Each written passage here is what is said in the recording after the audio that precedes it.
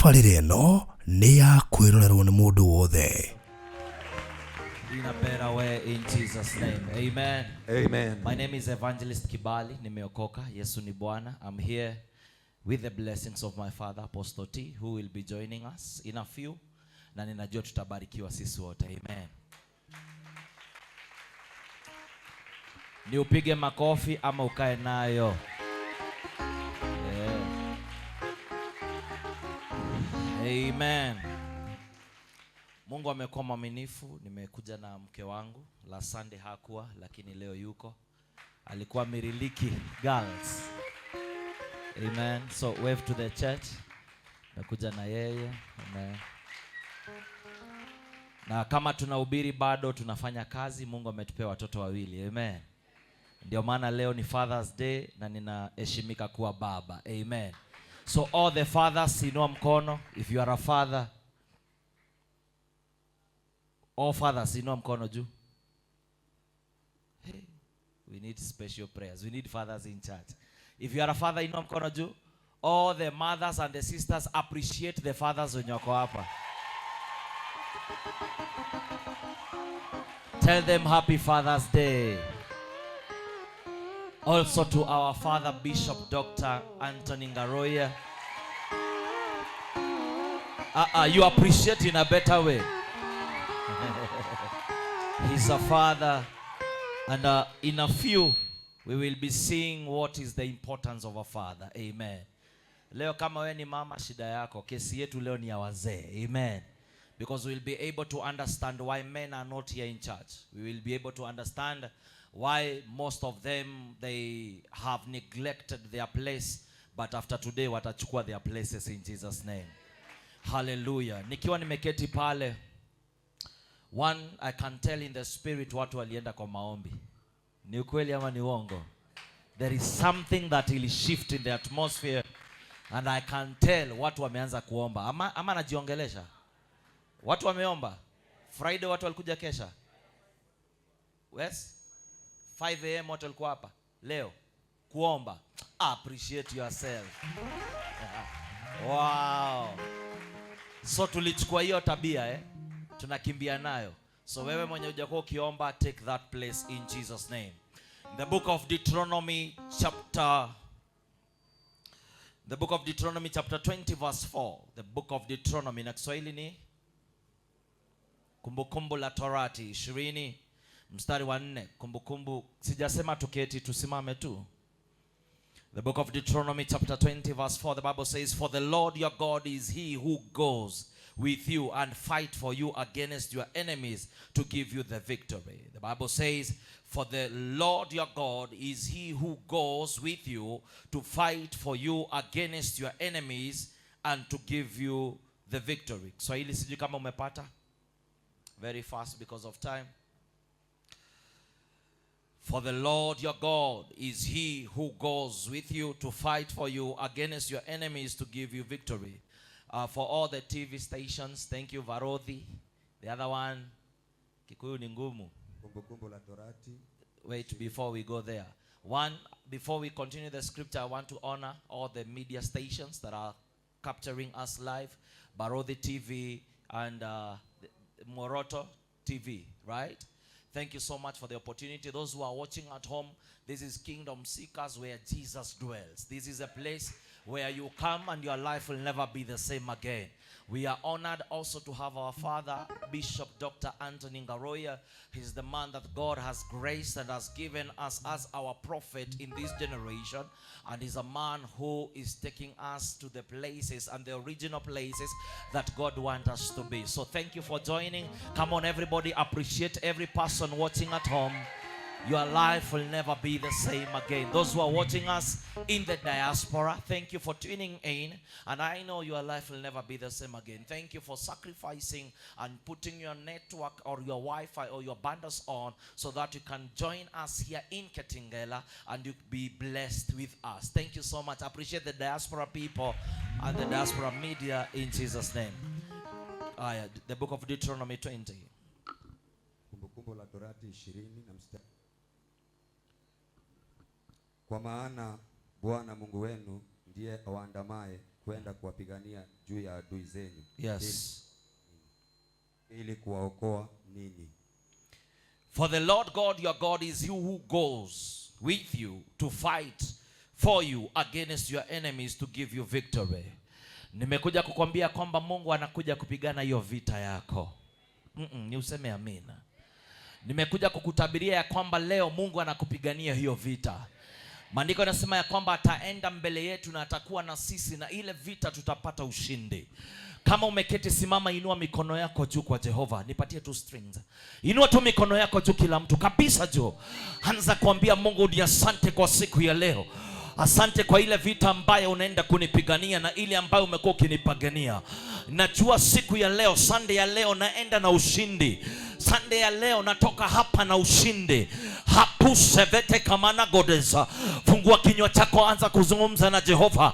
Baba, kila vita ambayo nimekuwa nikipigana leo nayo imefika mwisho. Maadui ambao wamekuwa wakikusanyika ili wakaweze kupigana na mimi, leo imefika mwisho. Hasapa pemene kotodiba. Hasheveteketemene makatuzovotanda. Inua mikono na sauti yako kwa Jehova. Habeshabita tababunde. Habaso pepia kabana kanda. Hasia bose vetenemenia. Habiposka papina katanda. Haseve pepia tanamakanda.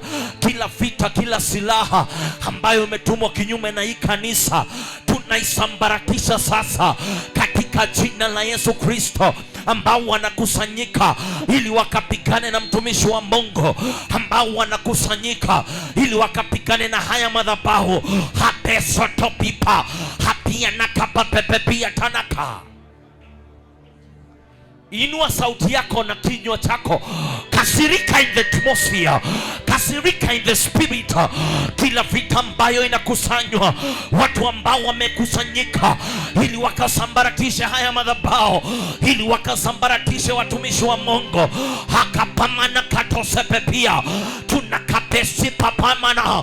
Tunainua jina la Jehova. Yeye ndio ule ambaye anapigana. Yeye ndio jemedari wa vita.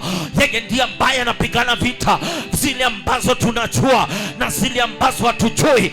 Yeye ndiye anapigana vita. Hapa satana maka hapia tosebebina hamando sebipa hapia toskepamana hasevetika na manos. Skiza. In Jesus name. Wacha nikwambie, haupiganangi vita kama uko cute in the presence. Kuna mambo ambayo inapangwa, lazima tutaisambaratisha. Kuna mambo ambayo imekuwa ikizungumzwa, lazima tuibomoe. Na ninataka ukasirike kwa ulimwengu wa kiroho. Na tunapovunja haya madhabahu, unapiga makofi kwa hasira ili kanisa la Jehova likasimame. Wale ambao wamekuwa wakiandika program za kusambaratisha kanisa, tunazi unprogram in the name of Jesus. Wale wamekuwa na demonic networks za kudivert washirika na baraka za washirika, tunazisambaratisha katika jina la Yesu. Inua mikono yako juu, sema Baba, wale ambao wanakusanyika ili wakatumalize, wale wanakusanyika wakamalize kanisa lako, wale wanakusanyika wakaibe baraka zetu, tunawasambaratisha. Tunawasambaratisha. Piga makofi unapoomba.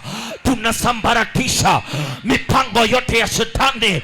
Wale watu ambao wamekaa wakipanga vile watatumalisha, wakipanga vile watamaliza huduma, wakipanga vile wataiba baraka zetu, wakipanga vile kutakuwa na mazishi kwa familia zetu, tunasambaratisha.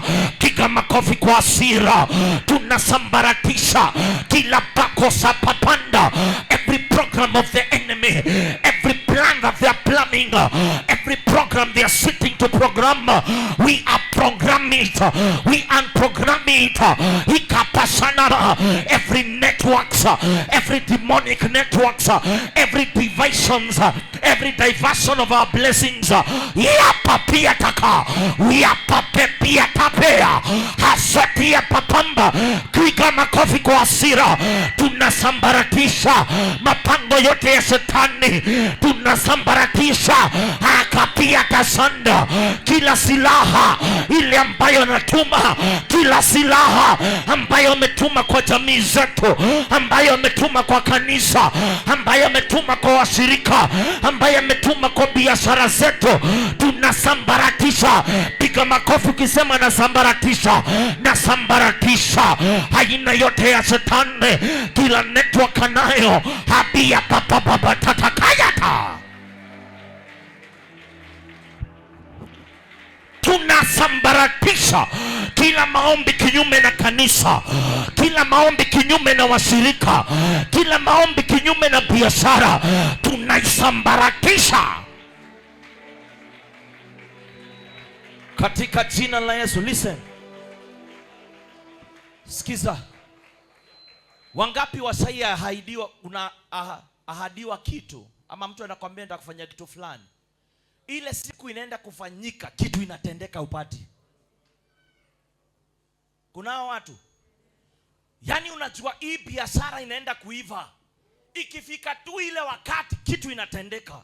Inaitangwa the enemy at the edge of breakthrough. This time lazima utapata kilicho chako. Inua mikono yako juu, sema Baba, kila baraka ambayo imeshikwa kwenye anga hapa chini, hata kwa ndoto, ninainyakua tena. Ile baraka shetani alichukua, ile baraka aliiba kwa jamii yangu, kwa biashara yangu, kwa kanisa letu, tunainyakua. Tunainyakua ile furaha ambayo shetani alichukua kwa maisha yangu, kwa ndoa yangu, kwa familia yangu. Ninainyakua, ninainyakua, ninainyakua. Waliniahidia wakasema watafanya, shetani akachukua. Ninainyakua. Piga makofi ukiichukua. Ninanyakua kila baraka ambayo ilichukuliwa, kila baraka ambayo waliiba, ninaichukua. Waliahidi magari, waka change their minds. Wakaahidi mashamba, waka change their minds. Wakaahidi kunioa, waka change their minds. Clap your hands. Hapa peanaka hasia papanda wakotia papia takata. You enemy at the edge of my breakthrough, I possess my possessions. I possess my blessings. I possess my possessions. Hakabia takatanda, habebia tosebebebeta, habia kotondi bababatanda. Clap your hands. Possess your possessions. Take whatever the devil stole. Enough is enough. It is your time to say joy. It is your time to celebrate whatever God has planned for you. The Bible says, I have good plans for you, plans not to harm you but to prosper. Baraka zetu ni za kutupatia nguvu. Sisi tutakuwa wakupata. Satia papana.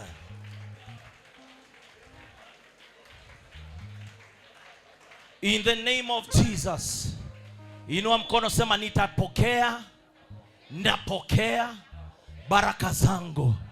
Nimelia muda mrefu, ni wakati wa kupokea. Number 3, lazima wazee warudi kwa kanisa.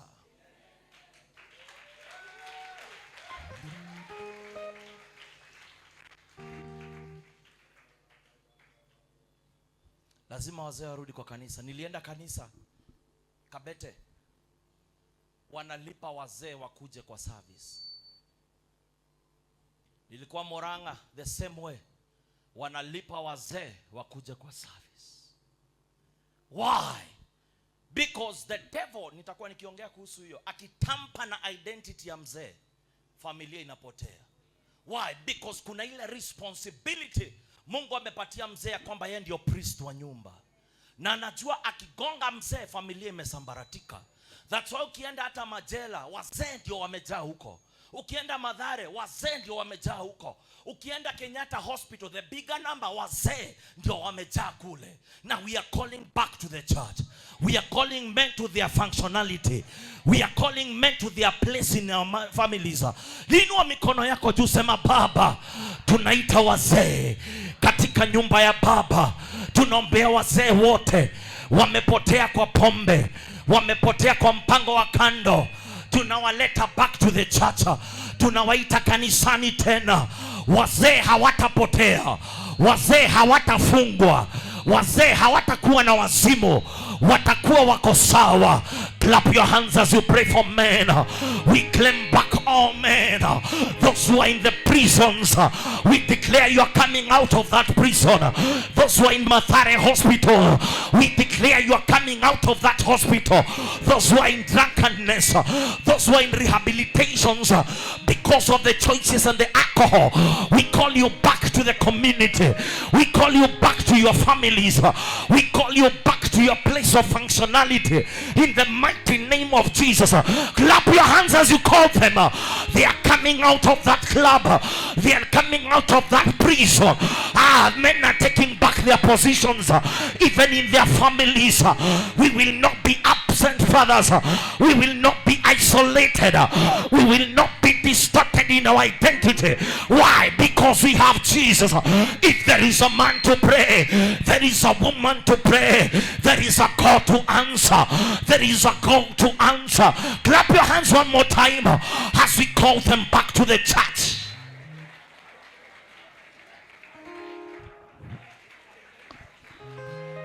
In Jesus' name.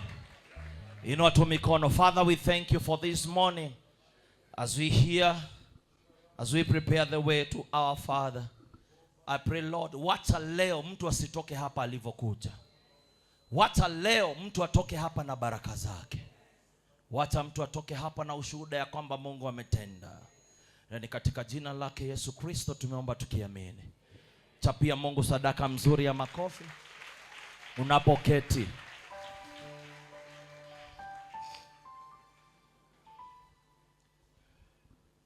Amen.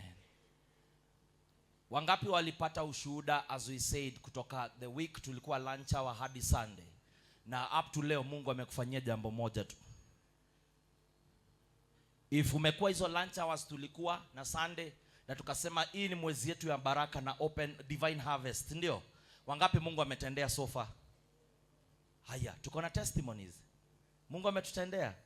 Wow, hallelujah. Now my father will be coming to speak to us, but I'm just here to encourage us. Leo ni Father's Day, and it is a very important day to most of us men.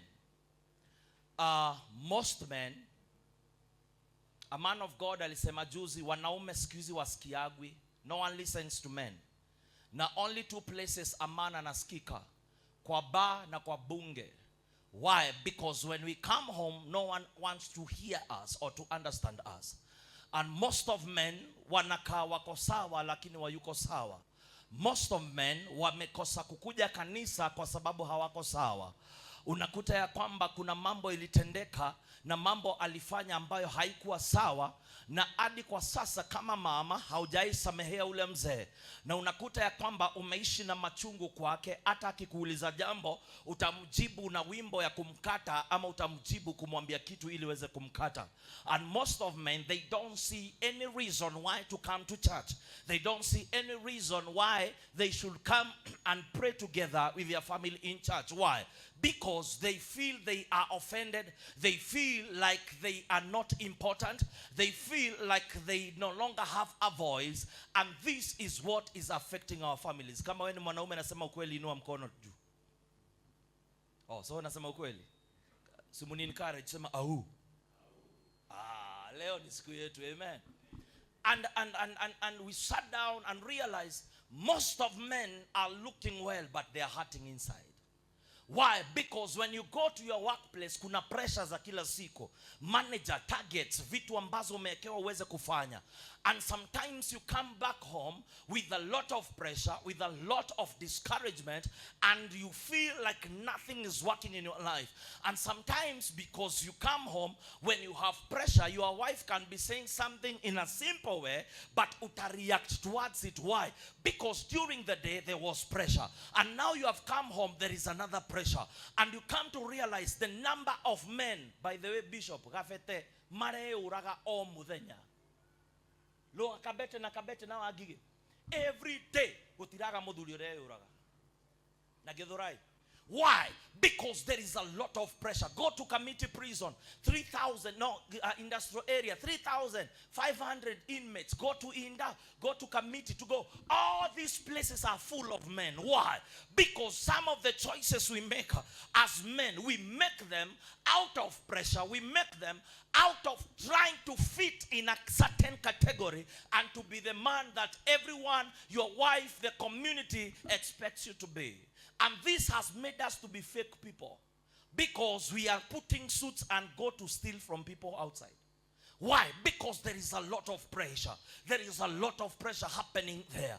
And when you see the rate of suicide, they are killing themselves. When you see the rate of crimes, the leading number of people who are committing crimes are men. Why? Because there is a lot of pressure that is put upon them. And men are looking good, yet they are not okay. But today, being a Father's Day, we have come to declare that men, we are taking back our position in the name of Jesus Christ.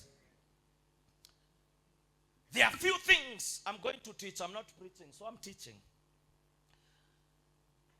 I realized even if we are talking about fathers, even if we are fathers, even if we are about to be fathers, there are few things that we'll come to realize about being a father. Kuna mambo machache ambayo tutakuja kujua kuhusu wazee ama wababa.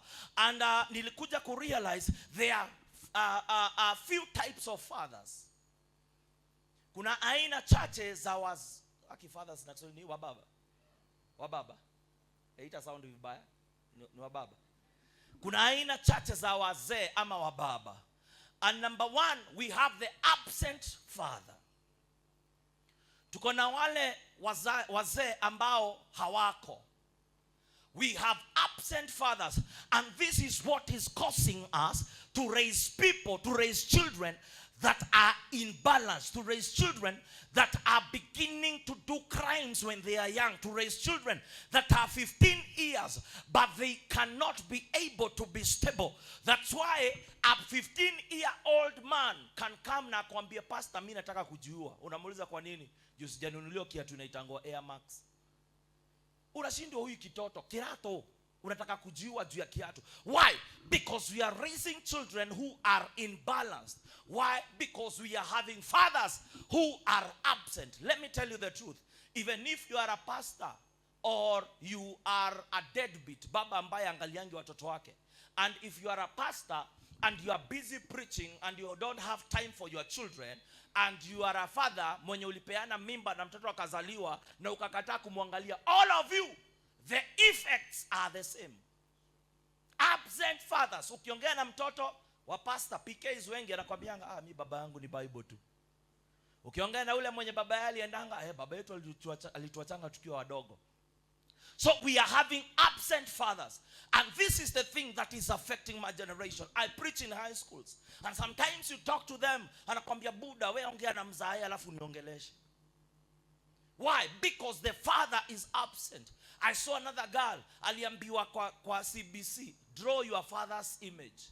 Chora picha ya babako. Alichora mkono imekaa hivi imeshikilia pesa. And the teacher got concerned, akamuuliza, kwa nini umechora mkono iko na pesa? Akamwambia, mimi naendanga na gonga kwa room ya daddy, nikimwambia daddy naenda shule, anachomwanga pesa kwa koti, ananipatia. So definition ya baba kwake ni pesa. And we are raising fathers who are there, but they are absent. Praise the name of the living God.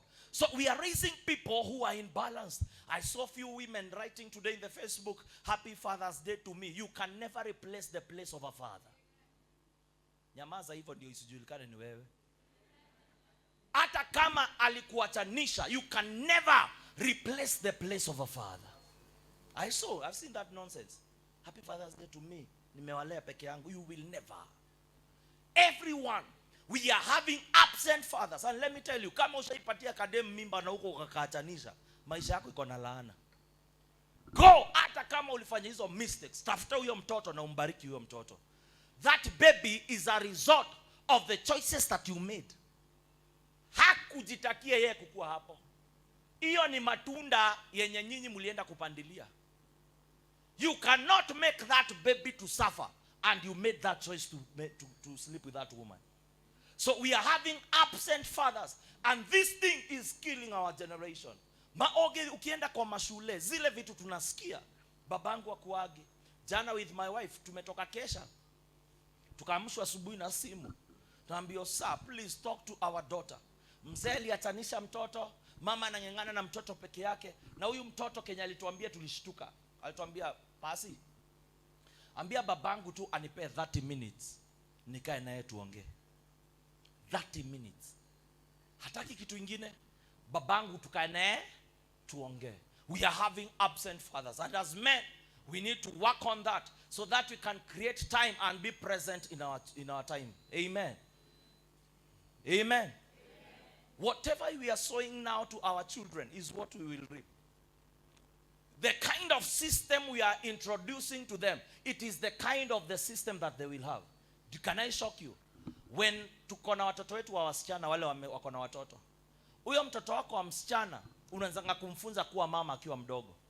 Unamuonesha mtu anaendanga hivi choo, unamuonesha kubeba maji, kuosha vyombo, kutoa vitu kwa sitting room. Am I saying the truth? So every woman trains her daughter to become a woman. But who trains men to be men? Who trains you to be a husband? None. We grow seeing what our fathers are doing, and we imitate what they are doing. Am I saying the truth? Juzi niona msee anasema, namwambia mbona uko na mabibi watatu, ananiambia kegwe hata mzee ako hivi. So what the father introduced is what they run with. So whatever system tuna introduce hai kwa watoto wetu, hiyo ndio system wataadapt na watatembea nayo. Sema amen. That's why sisi tukioa, like for me, I was confused. The time alikuwa mjamzito, I was totally confused. Hakuna mtu aliniambia kuna kwanga na mood swings. Hakuna mtu aliniambia taamka saa 8 aniitishe duster ainukie alafu alale. Hakuna mtu alituprepare ati babe nataka githeri na ni a place fulani. Kwanza yake mimba yake ilikuwa class. Milkshake ya CJ's. Bro, ile do yenye nilitoa during mimba ya firstborn. Haki hiyo niko na gari mzima imesimama. No one prepared us as men. Ati huyu anaweza kuita, naweza ingia sitting aende alale bedroom. Nikiingia bedroom alale sitting. Wazee situongee ukweli. Am I saying the truth? No one prepares us to be husbands. It is a call that God has made to all of us. Women are nurtured being women and mothers. But men, no one cares about us. And that's why we make mistakes in our marriages. We make mistakes in raising our children because no one takes time to prepare us. Am I saying the truth? So when we know that we have been absent, we begin to work towards being present parents and present fathers to our children. I'm a busy person, but I make sure I create time for my children. Are you getting this? When we are praying, hapo nikiomba, he is there praying. Why? Because we are teaching him a new system. I might be doing my own mistakes, but I don't want the mistakes zirudie kwa mtoto wangu. We have number 1, absent fathers. Number 2, we have abusive fathers. We have abusive fathers. And these fathers, I can categorize them into 2. Number 1, we have those who are physically abusing or emotionally, or let me call it psychologically abusive. There are those who are physically abusive and those who are what am I saying? There are those who are physically abusive and we have those who are psychological abusive. And these people, most of us, hata wa mama wenye tuko hapa, we live with bitterness. We live with bitterness because of what baba zetu walitufanyia. Yes, baba alikuwa anakuja kiwa mlevi, anapiga kuanzia ule mdogo hadi ule mkubwa. Wewe, your definition of fatherhood is a violent man. Your definition of fatherhood is a man mwenye kama hajapiga mam for a week, kuna shida mahali. So we have grown with abusive fathers who physically, they can beat you. They can talk to you badly. When it comes to psychologically, they have even cursed you. They have even insulted you. Hey mwana marayoyo, wewe unakuanga kutanga tanga, Wewe ndio, and those words up to now uliolewa, but they are still lingering in your head. Am I saying the truth? So we have been having abusive fathers, and this thing has affected us as who we are. And as you continue to nurture or to grow your children, una realize kuna zile vitu ambazo mzee alikuwa anafanya zimeanza kufanyika kwako. And until we begin to work on ourselves as fathers, as children, one, wale wako hapa wali grow in abusive families, you begin to forgive those parents. You begin to release them so that the blessings can begin to happen in your life. Hallelujah. Do you amen? Most of us, we are affected. We are affected. Na Bible inasema wazazi wetu ndio the second gods. Ni kweli? Ndio Mungu wetu wa pili. And when you try to see anything godly in them, hakuna kitu unaona. You see, Bishop, I've never seen the devil with my eyes. And I've never seen God with my eyes. The God that I've ever seen, I've seen him through people. Even the devil that I've ever seen in my life, I've seen him through people. Am I saying the truth? No. Even the witch, even when you watch the Oga movie, it is a woman will come. It is in a person. Even when the devil attacked was who? It's Peter. Albumbe, get away. Get behind. Why? Because the devil also uses people. Even God himself uses people. It depends with the choice that you have made. And most of the people who God has given us as parents are used by God, and others are used by the devil. But that one does not disqualify him from being your father or being your mother. So when we realize that even the devil can be able to use people, you begin to pray for that man and you begin to love him and honor him. Hapo ndio najua kuna shida. Honor your father and mother and your days will be added. I said no pastor, no Muhammad, no sheikh can pray for you your days to be added. Your parents, he didn't say honor them as long as hawakunywa kipombe. Haikusema honor them as long as sikiwete. He said honor them and your days will be added. Ndio maana tuko na watu wengi wafala. Kama umeshaipeleka dem date ukalipa 5500 kwa hiyo bill na haujainunulia mzee shati ya 2000, ushindwe kabisa. Ushindwe mfululizo.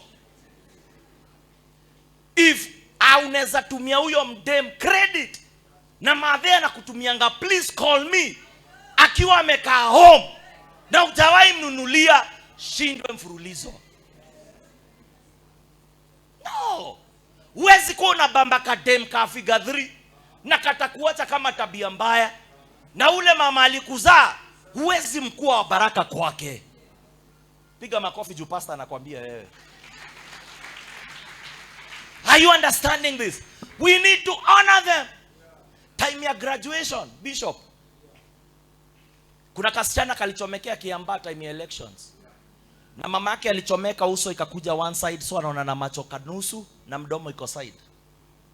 Na hiyo time alichomeka akiwa ameshika huyu msichana wake asiungue.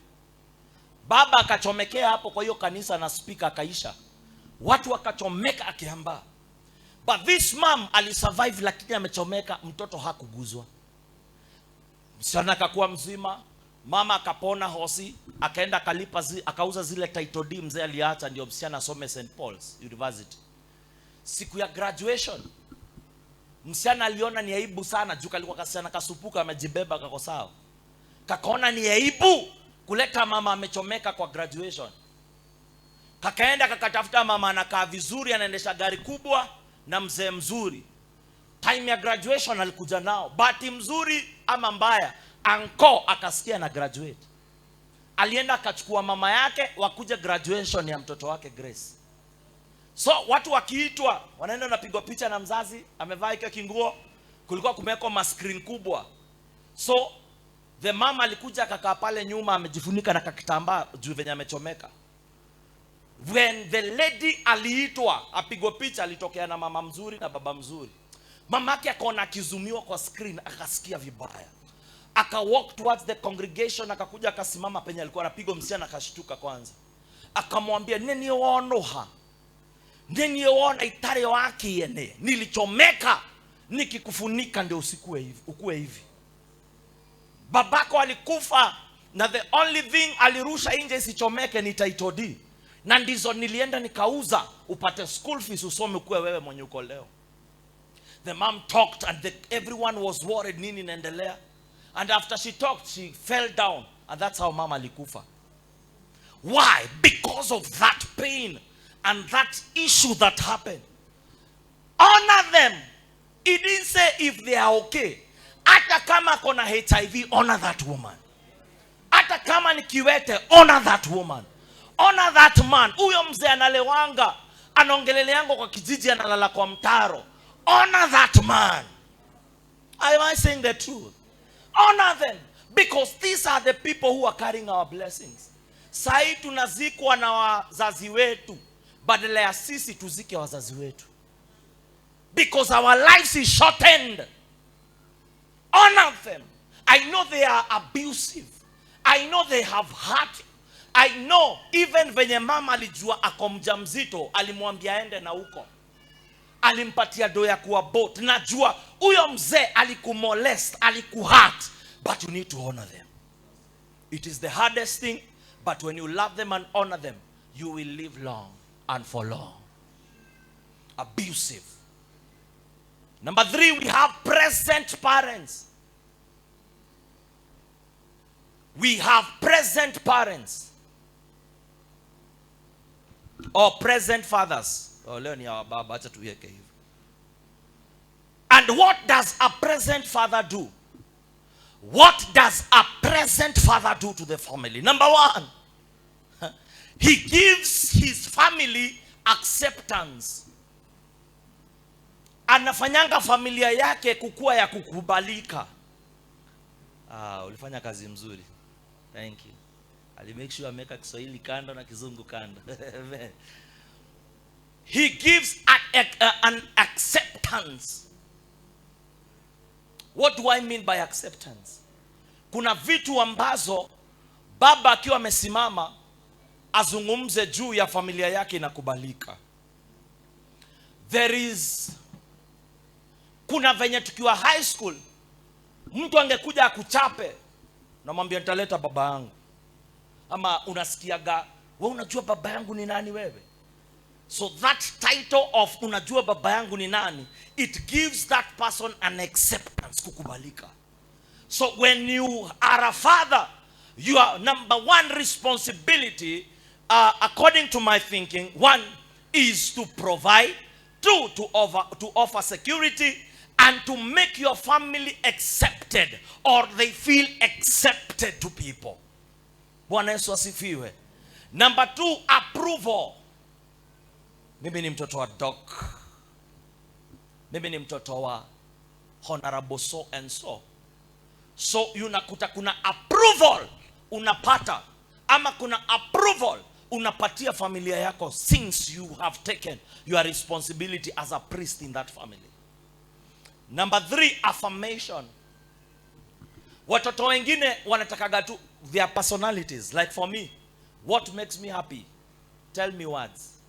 Affirm me. Kila mtu akona personality yake. And when you are a right parent or a present father, you affirm your family. Sometimes my son can take a mic na ninakutana ni imitate venye naombanga, and I feel wow. Namwambia wewe ni doctor, namwambia wewe ni pilot, na wewe ni apostle. And he feels, hata mimi ni pastor. Jana asubuhi mama anauliza mama yake, mama umekuwa wapi? Nilikuwa kesha. Wewe ni pastor? That was the question alimuuliza jana asubuhi. Wewe ni pastor? He needs to hear what you are saying.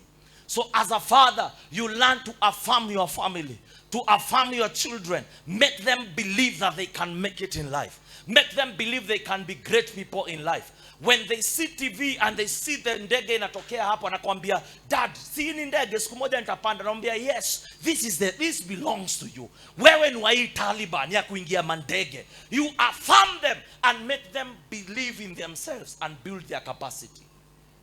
Nyamazeni hivyo nikae profesa. Leo nilikuja na amen zangu na my wife anasema amen. So nasikia niko sawa. So kama utasema we kaa nayo.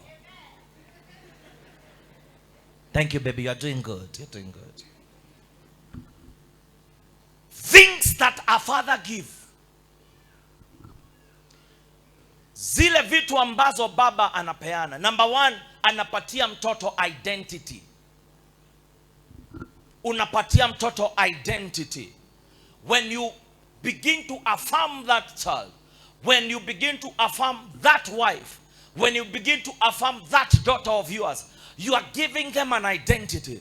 Like now, we have been telling him you are a pilot. So in his system, we are giving him an identity that you are not a failure. You are a person who will make it in life.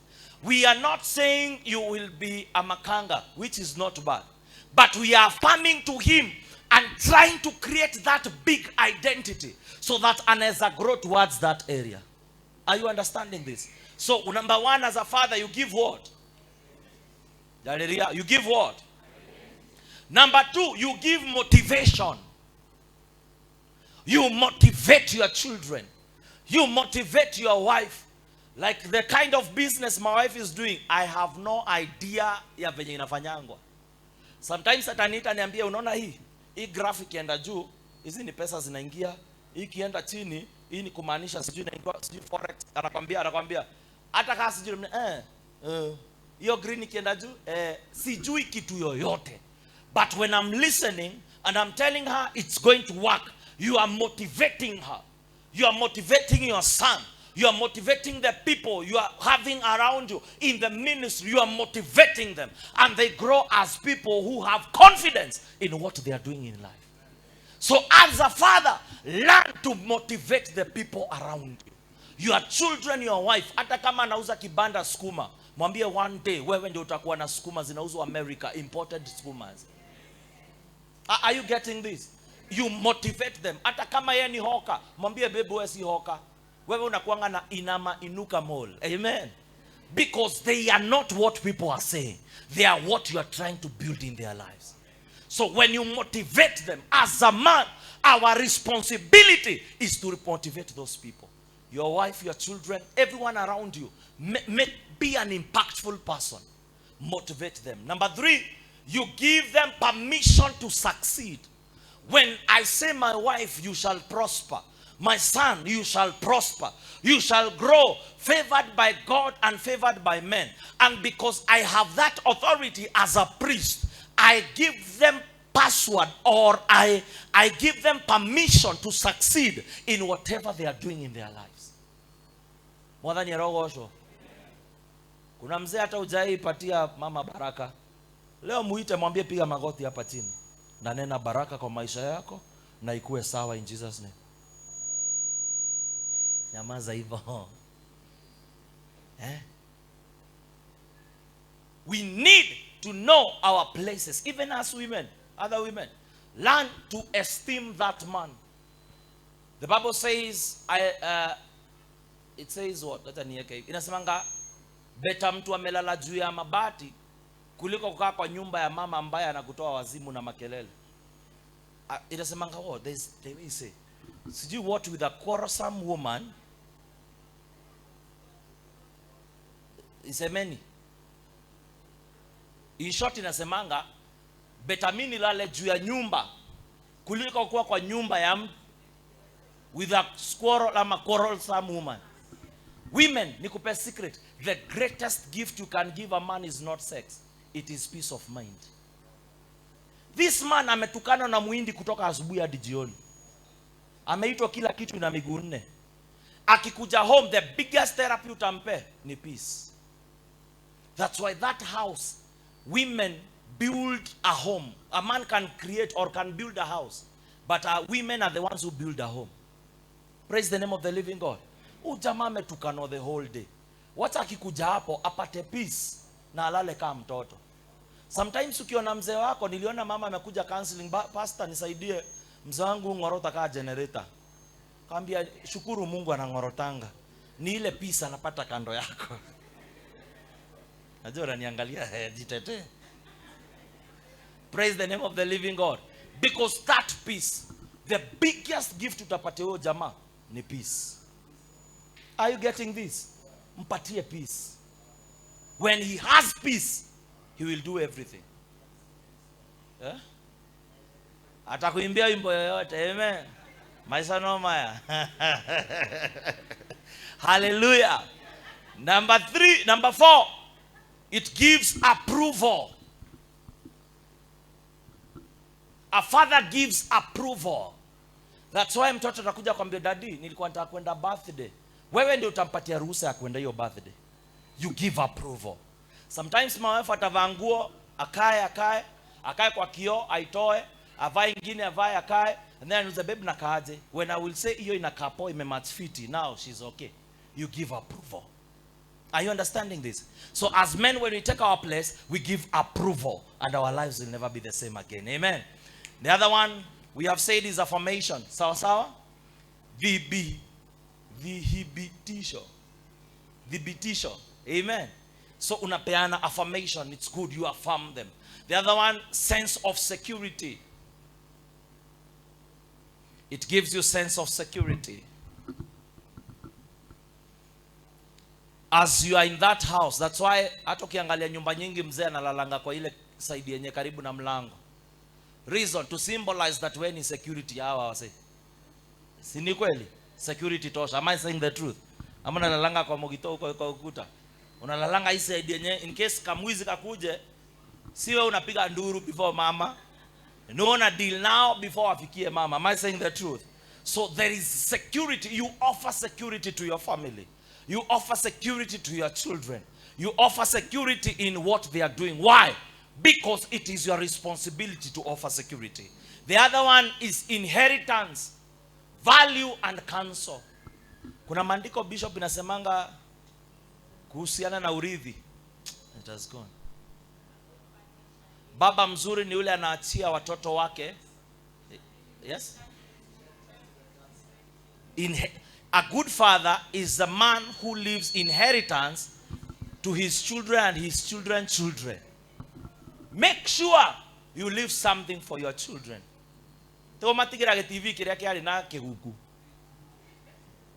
One thing Bishop has said, that akona watoto 9 na make sure kila mtu atakona kakitu kake mahali. A good father leaves inheritance to his children. So make sure there is something good you are doing in Jesus' name. The other one is generational blessings. Now, generational blessings, I've seen, like me, I'm a Kamba. And when we go to Guka's place, when he was alive, ningempelekea something, alikuwa nakunywa mala, Wakamba uko hivyo, hapo anakutemea. Mara ya kwanza na hata nikwambie ningetapika yangu yote. Nilimpelekea suti, akachukua, nikasikia ameongea Kikamba, akanipiga uso. Nikitaka kuongea mama akanichuna, we holera. Nitemea mate huyu. Na venye ni mzee. And I didn't know he was releasing a blessing to me. So one of the things fathers do, they release blessings to their families. And that thing, I saw my daughter, venye kalizaliwa kalikuwa kanalia sana. And my mom venye alikama alikaangalia, akakaguza hivi mapua, akakaongelesha, akakambia, you shall have peace. Hautasumbua hawa. And since that day, huyo mtoto hakuwa ilia tena. Why? Because parents carry a blessing. And we need to understand that these parents, no matter how bad they look, they carry your blessing. Some of our wazazi wetu wanakaa sura mbaya, ndio wewe uko na hiyo sura mzuri uko nayo. Am I saying the truth? Some of them amevaa Sahara kuanzia January hadi December. Wewe una viatu za kubadilisha hadi umetengeneza shurak. Anakaa mbaya, ndio wewe ukae vizuri. It is good to go home and say thank you. There is a blessing a parent will give you that a bishop cannot give. Before you bring a 9,000 suit to bishop, go buy that shirt to your father. He's not poor. Go sort your mother and your father home. Wengine unaambianga tunataka kwenda kutembelea mamako, mpaka unatuma nguo na parcel zenye atavaa hiyo siku utaenda. Ushindwe kabisa. Are you understanding this? We are raising people. Rekegwere. Kama uwezi mpelekea hiyo suti saa hii, hata siku ya kukufa usimpelekea valishwe. Hiyo eulogy unaandikanga kipage 2. Sasa wetu hali modo mwenye. Kama umwambii saa hii, kaa nayo. Nyamaza hivyo nikae professor. Are you understanding this? If you cannot be, let me tell you, if we are not being blessing to our parents, don't come to show off, kuja kujioneshanisha kwa wachungaji hapa. Are you getting this? Unaacha hata hujaishughulikia mama yako na uko busy hapa dada mtugateri. Yeye hana shida. Sort kwenyu kwanza ndio kuja umsort. Si vibaya kupea pastor, hata mimi napenda kupewa, lakini kwanza sort kwenyu. Mwanani rogosho. Some of us ukiangalia nyumba unakaa Nairobi, 2 bedroom master and suite na choo ya maadhe ni enyiteriro na meveve inangwa nini zile vitu za mandizi miraba, and yet unakanga hadi kwa choo ya bedroom yako, yet their home things are not okay. Go back and sort your home. Are you understanding this? Go sort home. Bado mama nakaa na ile kitamba ya ruskava, kiti yake ni ya ruskava. Sayo nakaa kiti ya Italian seat, mpaka inakuinuanga hivi miguu wana koka kuthaga kaka kuoya kaka ikalia. Sayo mathe orane ginyana na maroru ana goko thutha na gite kire ikarire. We need to go and be blessings to our parents. And one of the things I've loved about the Kikuyu side, akina Kengei and the rest, I've seen they gather, they go and visit people's parents. Makora nyoba nenyi na manu wanna be a blessing, and the house begins to happen. When we begin to be a blessing in our families, Mungu ataanza kutubariki hata sisi. Some of us how need pastor kukutolea mapepo, wewe enda utii wazazi wako peke yake. That girl, nani aliua mama yake? Nani aliua mama yake? Because of dishonor. Let me tell you the truth. Let us go back home and be a blessing to that. Amen. Now I come back to church. We have our father. We need to honor that man. Today is Father's Day. Na mtampatia zawadi. Dioko henia. Leo everything that you have you divide by 2. Your parents home. Kila mzazi leo M-Pesa ilie. Na pia hapa tutigeko hoya kero gatoro riraga na mira afu arathimo gatuherera, lazima ubariki mchungaji. Bwana Yesu asifiwe. So today choose to be a blessing. Make sure leo mzee amekuwa na kafuraha na amenena neno. Make sure leo baba mzee na ile kitu ina happen na nimenote, tukienda home tunaendanga kukaa na mom kitchen, mzee akiwa sitting. Mzee unamwendeanga ukimwambia dad tunaenda home. We don't spend time. If you can go for a date with that man for 3 hours, that girl, you can have a date with your father. You can sit with your father. Namwambia mzee unafikiria nini?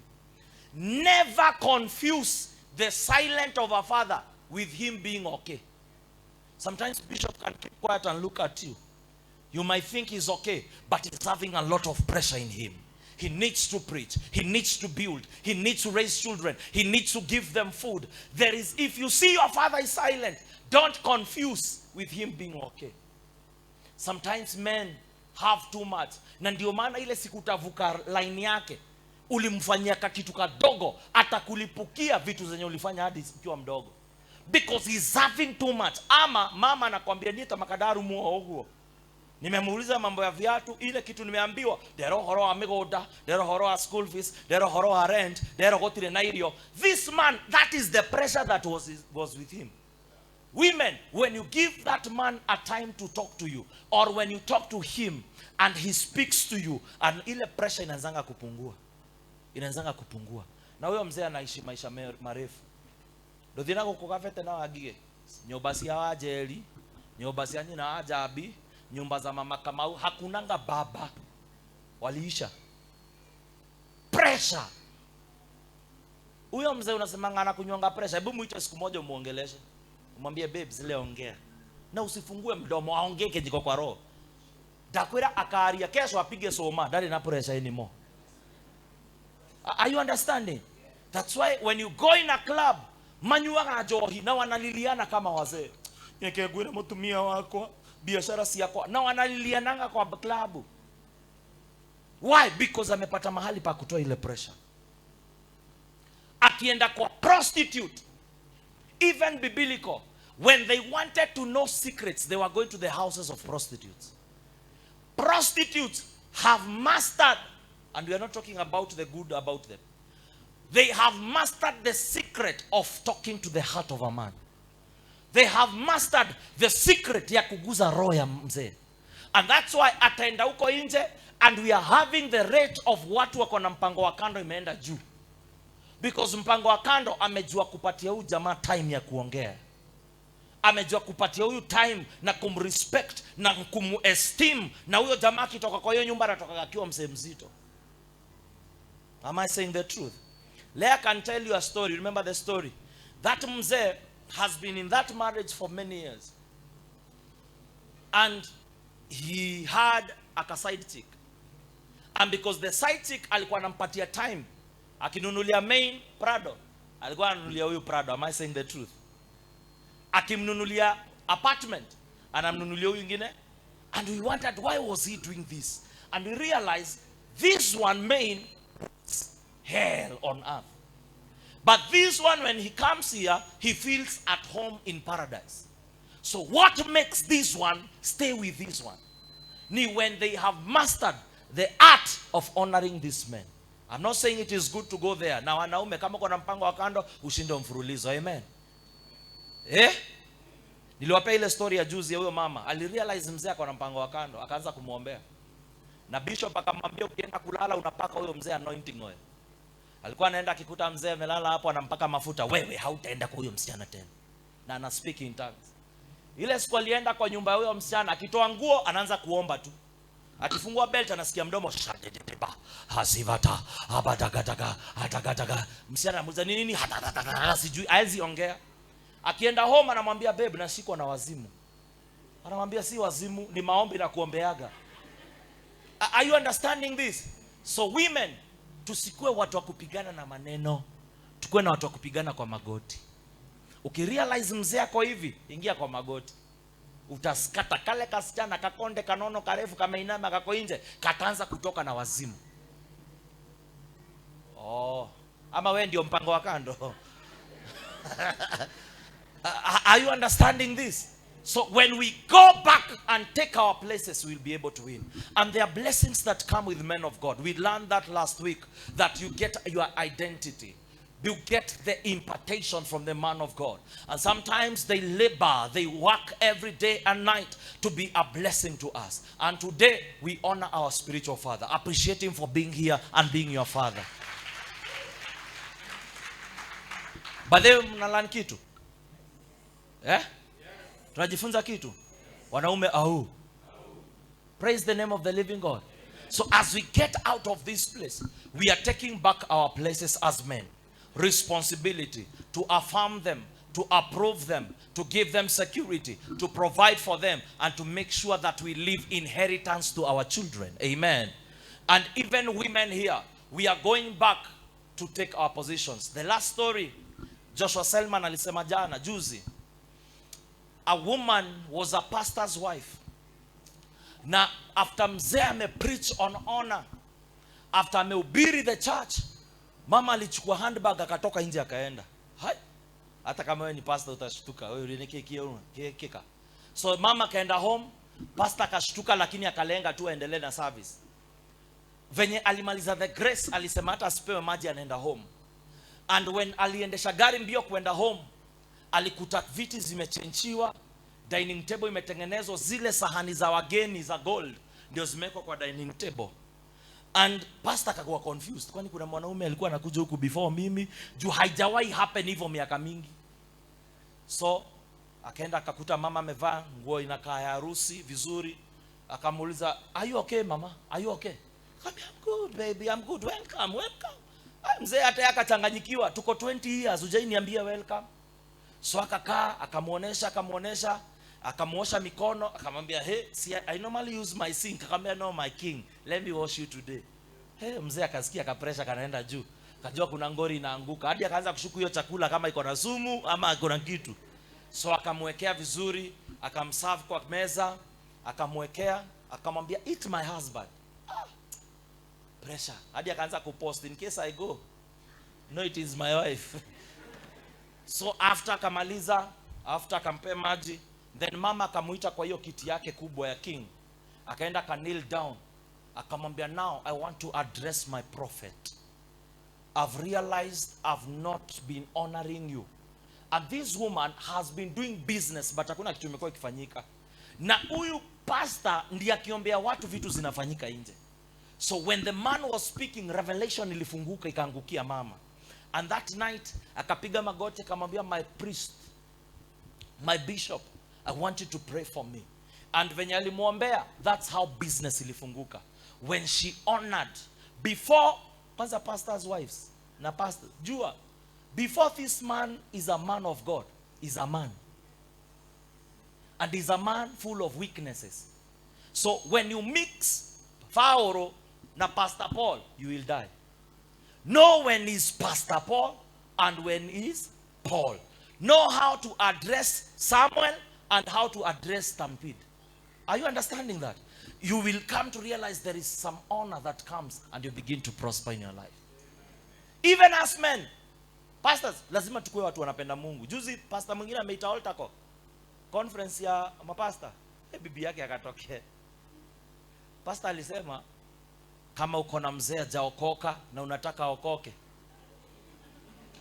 tokea hapa. We are standing on behalf of our husbands. Kiagoire mtumia mtu gatari na umbelire. Bibi ya pastor alitokea akasimama. Huyu bishop akaangalia pastor. Akasema, are you sure you want your husband? Yes, I know what I'm saying. And I realize it's true. We can fake it before people, but in our homes we are not who we are. So if we are priests in our house, it is easy for us to be priests outside. Mama mngekuwa mmenipigia makofi lakini mmekaa tu. Are you understanding this? So all of us women, we are taking our position. Men, we are taking our position. And we will see our families prosper and be great in Jesus' name. Kama umebarikiwa nionyeshe hivi tu mkono. Are we blessed? Are we blessed? Wangapi wanasema wanachukua position yao, either wewe ni mzee ama wewe ni mama. You know tu. Are you sure? So from today, one, make sure umetuma kitu home. Na make sure hapa, hata siku make sure lazima utaileta ya hapa. Hallelujah. And we go home, we get blessings from our Father home, and we get blessings from our Father, spiritual Father.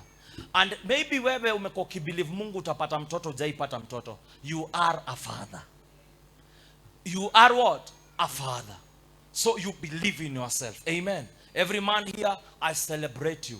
I know the kind of pressure you go through. I celebrate you. I know the things they have put in you. I celebrate you. Every man, I celebrate you. You are a great man. You are a carrier of grace. And your family will stand in Jesus' name. Inua mkono tu mahali huko. Begin to pray and be a Father, Lord, I take my position. Hata kama wewe ni mama, inua juu. Wote, kila mtu sema, I'm taking my position. I'm taking my position. I'm taking my position. I'm taking my position. As a man, I'm taking my position. As a woman, I'm taking my position. Father, we repent where we neglected our positions. We neglected our fathers. We neglected our daddies.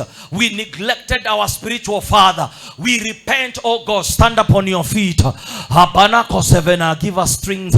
Simama tu kwa miguu yako mahali huko unapoinua mikono juu. Na tuanze kuambia Baba, tunatubu mahali ambapo tuliwachanisha wazee wetu, mahali ambapo tuliachanisha mababa zetu. Inua mikono yako juu kama umesimama, please. Lift it up, inua juu kabisa. Ambia Baba, naomba unisamehe mahali ambapo nilikosa, nilineglect my father, nilineglect my bishop, nilineglect my spiritual covering. Naomba Baba unisamehe. As a man, I've neglected my family. I'm taking back my priesthood position. I'm taking back my priesthood position in the mighty name of Jesus. Even those who are orphans, there is a man who stands on the gap. You may say, I don't have a father figure, but there is a God who is above, who is watching you. God has given you your spiritual cover. You kanama anose veneme kadabarande. Say, thank you, Lord. I'm taking my position. I'm taking my position. Inua mikono yako juu. Baba, tumeinua mikono kama watoto wako. Kuna mahali ambapo tulikosa, tunaomba utusamehe. Kuna mahali ambapo tuliwachanisha wazazi wetu, tunaomba Jehova utusamehe. Kuna baraka ambazo tulizuia kutokana kwa wazazi wetu, kwa sababu ya yale machungu tumebebanisha kwa nyoyo zetu. Baba, tunaomba utusamehe. Tulinena mabaya juu ya pastor wetu, tuliachanisha pastor wetu akajenga kanisa, akafanya mambo peke yake. Baba, tunaomba utusamehe. Tusamehe kama watoto wako. Inua mikono juu, zungumza na Jehova, ambia Baba, kama baba niliachanisha familia yangu, kama mshirika niliachanisha baba yangu wa kiroho, kama mimi mama niliachanisha mzee wangu, nimempatia pressure, nimempatia machungu. Naomba Jehova ukanisamehe. Naomba Jehova ukatusamehe. Wacha tukaanze kupata baraka ambazo ulituachia katika jina la Yesu Kristo. Tusamehe Jehova, tusamehe Baba, in Jesus name. Ungikorwo na kiuria, woni, ona kana mateta begie Barothi wa Thayu TV, twandikire email barothitv@gmail.com kana twandikire ithandũkũ ritũ rĩa marũa 1394-00232 kũrĩa Ruiru. Barothi TV, wega umaga na mũciĩ.